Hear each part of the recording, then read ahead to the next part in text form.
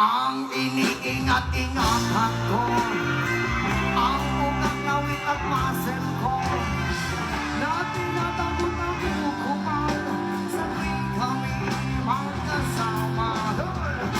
Kami biglang nakita ng sinasayan sa weso ng lalaki doon sa Mikamala.